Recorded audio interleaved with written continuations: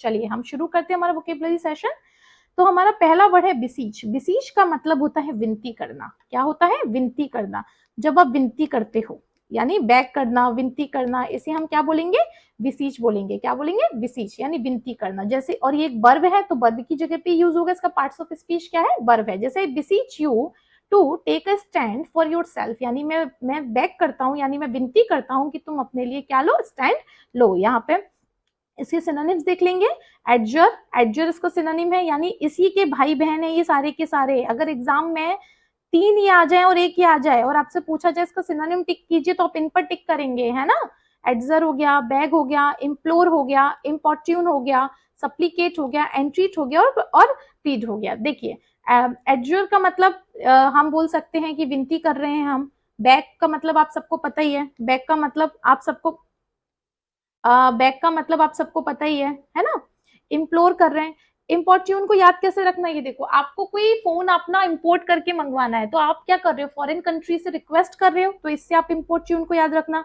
सप्लीकेट, अब आपको कोई माल सप्लाई करना है पर लेने वाला कोई नहीं है तो आप क्या कर रहे हो? आप अपने कस्टमर्स को सप्लाई मतलब उनको विनती कर रहे हो, यानी सप्लीकेट कर रहे हो। तो आप ऐसे इन वर्ड्स को याद रखना तो आपको याद लंबे समय तक रहेंगे। एंड ट्रीट, ट्रीट का मतलब होता है किसी को ट्रीट करना, लेकिन किसी को अब आप किसी को विनती कर रहे हो कि अच्छे से ट्रीट करे तो आप समझ लो वहां पे एंट्रीट वर्ड का यूज हुआ है। ठीक है, ये इनका मतलब नहीं होता है, ये याद कराने के तरीके हैं। पता चले आप ये बोल दो मैडम ने तो सिखाया सामान इंपोर्ट करते तो इंपोर्ट ट्यून हो जाए, ऐसा नहीं होता है। ठीक है, क्या होता है कुछ फनी इस तरीके की चीजों से हम चीजों को लंबे समय तक याद रख पाते हैं। डेट इज ये दैट्स ऑल, और कुछ नहीं है। और हमारा अगला जो वर्ड है वो है प्लीट, यानी ये सारे के सारे जो हैं हमारे बिसीज के सिनोनिम्स होते हैं। एंटोनिम्स देख लेंगे। अगर आप बैग नहीं कर रहे हो तो आप कमांड कर रहे हो, आप सामने वाले को रिफ्यूज कर रहे हो, आप आंसर कर रहे हो, है ना? आप उसे अगर बैग नहीं कर रहे हो तो शांति से दे रहे हो, आप ऑफर कर रहे हो। तो ये हमारे जो है बिसीज वर्ड के सिनोनिम्स और एंटोनिम्स थे। चलिए हम अगला देखते हैं। अगला है हमारा बर्बरस। बर्बरस क्या होता है? बर्बरस मतलब होता है कोई इंसान, जैसे आपने बाहुबली देखी है, बाहुबली में ना कोई एक अजीब सा असभ्य अनसिविलाइज्ड पर्सन आया था लड़ने के लिए। बाहुबली फर्स्ट की बात कर रही हूँ मैं। उसमें तो कैसा था वो? अजीब, उसकी भाषा भी समझ में नहीं आ रही थी, एकदम बहुत अजीब सा। I don't know what was his name, but berberis यानी एक लड़ाकू व्यक्ति को आप बोल सकते हैं, जो लड़ाकू हो, अनसिविलाइज्ड हो, जिसे मतलब बहुत ज्यादा ब्रूटल, ब्रूटल मतलब एक ब्रूटल यानी खतरनाक व्यक्ति जो है, तो वो हम बोल सकते हैं। और इसका ये एडजेक्टिव है, इसका बार्बरिक भी एडजेक्टिव फॉर्म में बनता है। तो it was barbarous to treat prisoners in that manner, यानी ये बहुत इसका हिंदी में वर्ड होगा क्रूर, यानी ये बहुत प्रिजनर्स को इस मैनर में ट्रीट करना बहुत ज्यादा क्रूरता है। क्या है? क्रूरता। इसके जैसे इसके लिए सिनोनिम हो गया क्रूड हो गया, प्रिमिटिव हो गया। प्रिमिटिव असभ्य होता है। क्या होता है? असभ्य। जिसके पास सभ्यता नहीं है तो वो कैसा हो गया? असभ्य हो गया, यानी बार्बरस हो गया। एट्रोसियस, एट्रोवर्ड जो है, एट्रोवर्ड जो है ये वॉर को बताता है, मतलब लड़ने को बताता है, तो एट्रोसियस हो गया, अनसिविलाइज्ड हो गया। इनह्यूमन एक वर्ड होता है, एक वर्ड होता है आपका ह्यूमन। ह्यूमन कौन होते हैं? लोग, है ना? इसके पीछे ई लगा दिया तो इंसानों का जन्म क्यों हुआ है? दया करने के लिए। तो ह्यूमन वर्ड जो है, ह्यूमन वर्ड जो है ये दयालु को दयाल मतलब जो दयालु लोग होते हैं, काइंडनेस को बताता है। ठीक है, ये काइंडनेस को बताता है। तो ई लगा दिया हमने तो समझना ये काइंडनेस को बता रहा है। तो इनह्यूमन हो गया जिसके अंदर कोई काइंडनेस नहीं है। इनह्यूमन, ब्रूटल हो गया, क्रूअल हो गया। ये इसके क्या हो गए? ये इसके सारे के सारे सिनोनिम्स हो गए। अब हम यहाँ पे देखेंगे इसके एंटोनिम। सिविलाइज्ड है, सभ्य है, डिसेंट है, उसमें क्या है? काइंड है वो, है ना? और पोलाइट है, शांत है। सोफिस्टिकेटेड है, सोफिस्टिकेटेड है, लोगों से अच्छे से बात करता है, अच्छे से। क्रूर है, जेनरस है, इसमें जेनरस भी हो सकता है आपका। एमिकेबल, एमिएबल याद करो, हमने एक ही सीरीज में कुछ वर्ड्स याद किए थे। फ्रेंडली, ये सारे वर्ड्स भी इसके एंटोनिम्स हो सकते हैं। ठीक है, चलिए हम अगला वर्ड देखते हैं। हमारा जो अगला वर्ड है वो है बेनवोलेंट। बेनवोलेंट का मतलब में इसमें जो BENE लिखा हुआ है, ये जो वर्ड है ना आपको BENE, बेनवोलेंट। बेनवोलेंट का मतलब होता है गुड, यानी अच्छा। क्या होता है? गुड। तो जो व्यक्ति अच्छा है, गुड है, तो जो व्यक्ति अच्छा है, गुड है, लोगों की क्या कर रहा है? हेल्प कर रहा है। तो BENE जो बेन वर्ड होता है इसका मतलब होता है गुड। तो जो व्यक्ति लोगों को हेल्प कर रहा है, जेनरस है, काइंड है, तो वो बेनवोलेंट हो गया, है ना? ये एक एडजेक्टिव है। परोपकारी भी इसको बोल सकते हैं, जो लोगों की हमेशा भलाई सोचता है वो, है ना? बेनवोलेंस वर्ड जो है वो इसका नाउन है। तो हम देखेंगे holding the door open for her was very benevolent for you, यानी दरवाजे को पकड़े रहना उसके लिए ये बहुत ज्यादा दयाल, मतलब बहुत ज्यादा जेनरियस बात थी। जेनरियस यानी बहुत अच्छी बात थी, बहुत यानी बहुत हिंदी में व्हाट शुड आई से कि बहुत अच्छा मैनर था, बहुत दया वाली बात थी, हाँ ना, तुम्हारे लिए। तो सिनोनिम्स क्या हो जाएंगे? काइंड, दयालुपन। बिनाइन, बिनाइन वर्ड का मतलब भी यही होता है, काइंड। काइंड तो बिनाइन को ऐसे याद रखना, कोई आपको मदद कर रहा है 10 में से 9 नंबर दिलवाने के लिए, तो वो व्यक्ति जेनरियस हो गया, तो जेनरियस वर्ड आ जाएगा, फ्रेंडली आ जाएगा, बिनाइन आ जाएगा, है ना, बिनाइन आ गया आपका। फेवरेबल, वो आपका भला सोच रहा है तो फेवरेबल आ गया। उसके बाद हम एंटोनिम्स देख लेंगे। देखिए, जिस भी वर्ड के आगे एम एल लग जाता है तो वो वर्ड नेगेटिव हो जाता है। क्या हो जाता है? वो वर्ड जो है नेगेटिव हो जाता है, ठीक है ना, वो वर्ड हो जाता है आपका नेगेटिव। अगर वर्ड नेगेटिव हो रहा है तो ये इसका एंटोनिम क्या हो जाएगा? मैलवोलेंट हो जाएगा, मर्सीलेस, उसके पास कोई दया धर्म कुछ नहीं है।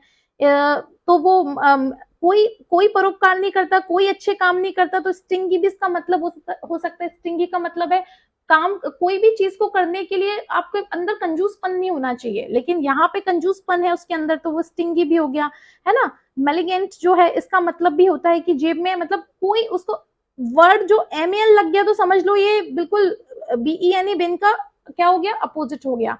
तो मेलिग्नेंट भी हो गया, ठीक है, कोई उसके अंदर कोई दया भाव कुछ भी नहीं है, तो मेलिग्नेंट हो गया। पैसा खर्च नहीं होता है एकदम, तो मेलिग्नेंट यानी जिसके पास एक पेनी भी नहीं है। तो ये वर्ड जो है वो बेनवोलेंट के एंटोनिम्स को शो करता है। चलिए अगला देखेंगे हम। अगला वर्ड है हमारा बेलिजरेंट। इसमें जो बीई डबल एल बेल जो वर्ड आता है, इसकी उत्पत्ति हुई है वॉर। बेल का मतलब होता है वॉर। क्या होता है? वॉर। तो बेलिजरेंट का मतलब हो जाता है लड़ाकू। जो लड़ने वाले लोग होते हैं उनको हम बोलते हैं लड़ाकू, बेलिजरेंट। ये एडजेक्टिव है। Daniel is a belligerent man with an explosive temper, यानी डेनियल जो है ये एक हर बात बात पर लड़ने को आ जाता है। एक बेलिजरेंट मैन है जिसका टेम्पर जो है वो बहुत ज्यादा एक्सप्लोसिव है, यानी बहुत ज्यादा खतरनाक वाला, एकदम भयंकर वाला उसका टेम्पर है, गुस्सा है। तो इसके सिनोनिम्स देख लेंगे हम। अगर बेलिजरेंट है, लड़ाकू है, तो क्या है? शत्रु है एक तरीके का, हमेशा लड़वा लो।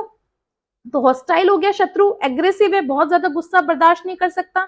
एंटागोनिस्ट है। एंटागोनिस्ट मैंने कल वर्ड आया था एंटागोनिस्ट, मैंने आपको उसमें बताया था, हमेशा जो लड़ने के लिए तैयार होता है ना। थ्रेटनिंग, धमकाने वाला। पुग्नीशियस, पुग्नीशियस भी एक वर्ड आता है, ये भी इसका जो है क्या कहते हैं? सिनोनिम है पुग्नीशियस। इसके सिनोनिम ट्रुकुलेंट। ट्रुकुलेंट का मतलब होता है लड़ाकू। बेलिकोज, बेलिकोज यानी बेल वर्ड वॉर आया है, हमेशा लड़ने को तैयार। कॉन्टेंटियस, क्वारलसम, क्वारल का मतलब झगड़ा होता है, तो जो लड़ने वाला हो, कॉन्टेंटियस हो, हमेशा लड़वा लो उसको, है ना। तो ये सारे के सारे वर्ड जो हैं ये किसके सिनोनिम्स हैं? बेलिजरेंट के सिनोनिम्स हैं। इसके बाद हम कुछ वर्ड्स यहाँ पे देखेंगे। अगर वो नहीं लड़ रहा है तो वो कैसा है? पीसफुल है, पैसिफिक है, कोर्डियल, सबके साथ कोऑर्डिनेट करके चलता है, फ्रेंडली है। कंप्लिसेंट है। देखिए इस वर्ड को याद कैसे रखना है? कंप्लिसेंट का मतलब होता है आसानी से सबकी बात मान लेता है, यानी कभी भी झगड़ा नहीं करता। आपने बोला भैया ये ले आना तो भैया ला देंगे, तो भैया कैसे इंसान हो गए? कंप्लिसेंट हो गए। इसको देखेंगे। एक होता है कंप्लेन, तो कंप्लेन होता है जो हर बात में ना नुकुर कंप्लेन करवा लो। एक होता है कंप्लेसेंट जो हर चीज के लिए, बहुत लोगों की खुशी के लिए हर चीज को मान लेता है, उसे बोलेंगे कंप्लेसेंट। यानी अगर लड़ाकू नहीं है तो क्या है? लोगों की खुशी के लिए हर बात को मान लेता है, तो कंप्लेसेंट है। तो ये सारे के सारे जो है इसके एंटोनिम्स हो गए, ठीक है। बेलिजरेंट, बेलिजरेंट का मतलब क्या होता है? लड़ाकू, वॉर, क्योंकि बेल वर्ड का जो जन्म हुआ है वो वॉर से हुआ है, वॉर, है ना। तो इसका मतलब क्या हो जाएगा? लड़ाकू। चलिए हम अपना नेक्स्ट देखते हैं। बाउंटीफुल। बाउंटीफुल का मतलब होता है बहुत ज्यादा मात्रा में, प्रचुर मात्रा में, जो अच्छी मात्रा में आपके पास अवेलेबल हो चीजें, तो वो हो जाएगा बाउंटीफुल। जैसे कि more major companies will announce, more major companies will announce their figure this week, यानी ज्यादातर कंपनियां जो हैं वो अनाउंस करेंगी इस फिगर, मतलब अपना जो उनका जो अनाउंस करेंगी इस हफ्ते, क्या कंपनी का क्या फिगर, मतलब क्या फिगर है, वो किस तरह से फ्लरिश कर रही है company. And they are all expected to be bountiful, और वो सब एक्सपेक्ट कर रहे हैं कि वो बहुत ज्यादा अच्छी मात्रा में होगा, यानी उनकी वो जो कंपनीज जो होंगी, जितना बड़ा जिसका फिगर होगा उतनी फिगर यहाँ पे पैसे से रिलेटेड है, तो जितना बड़ा फिगर होगा वो उतनी ज्यादा फ्लरिश करेगी कंपनी, है ना। बाउंडेड यानी बहुत ज्यादा मात्रा में होंगे।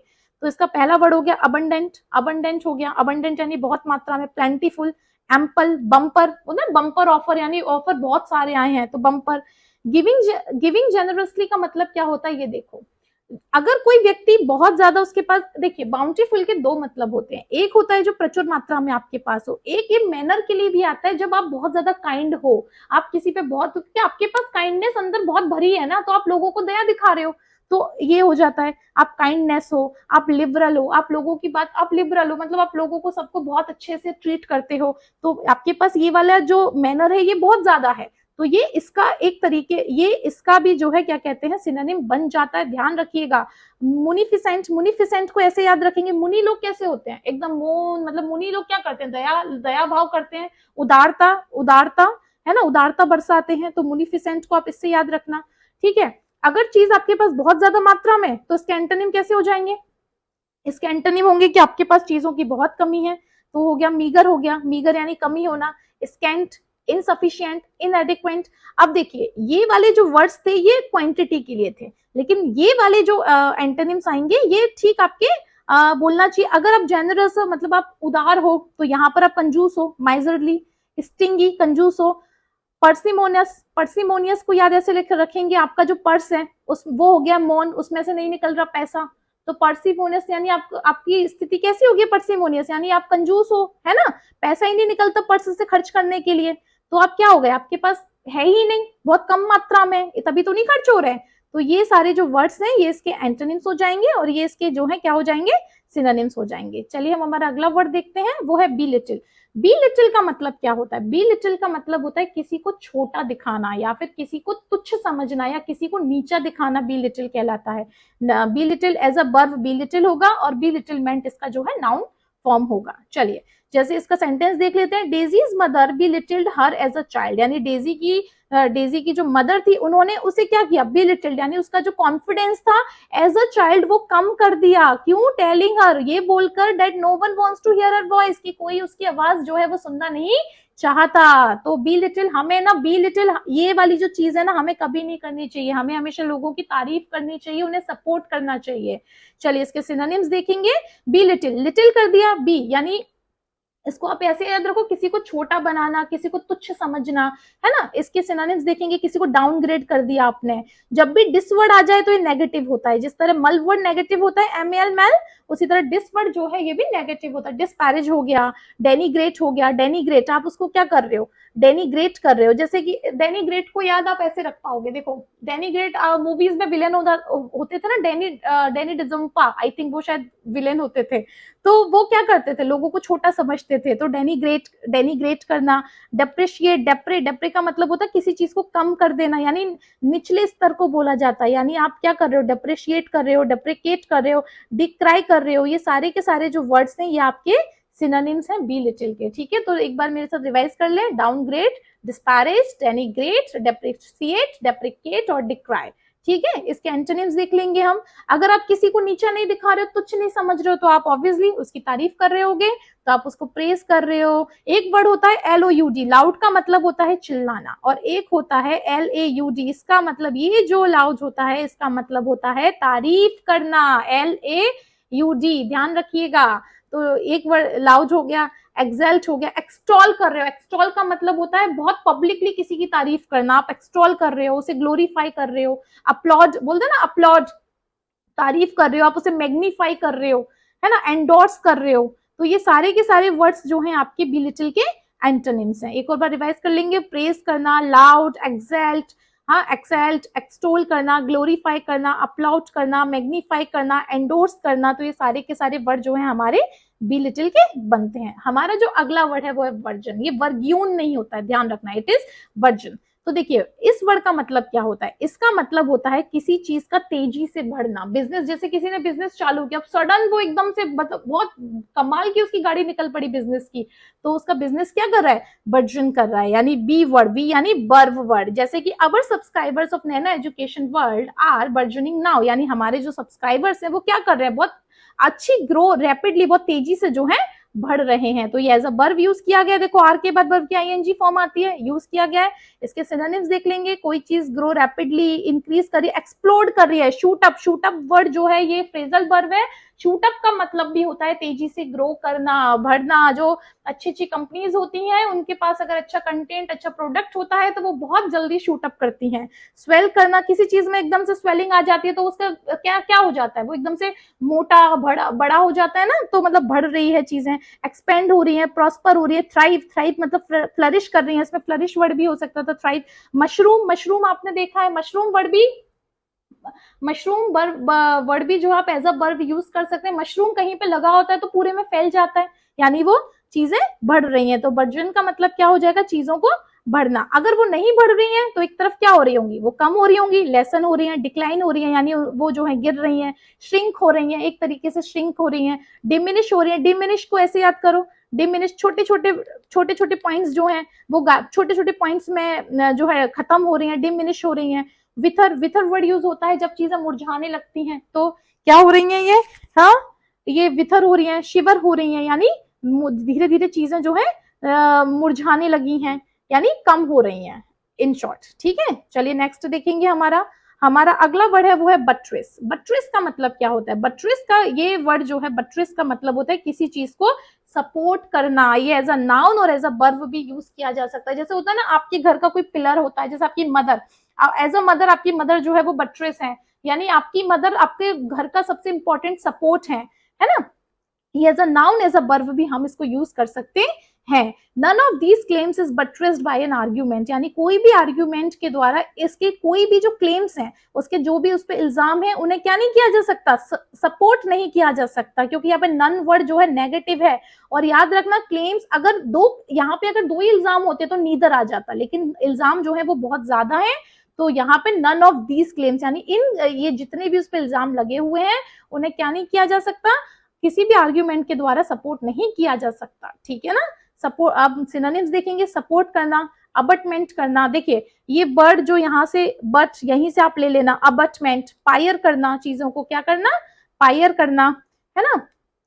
प्रॉप, प्रॉप आपने सुना होगा, आपको कोई भी चीज, जब से आप किसी चीज में पार्टिसिपेट करते हो तो आपको प्रॉप्स अवेलेबल किए जाते हैं, तो वहां से आप प्रॉप वर्ड को याद रखना। पिलर, पिलर यानी एक अच्छा स्तंभ, यानी आपको एक पिलर प्रोवाइड किया है। रेनफोर्समेंट, है ना।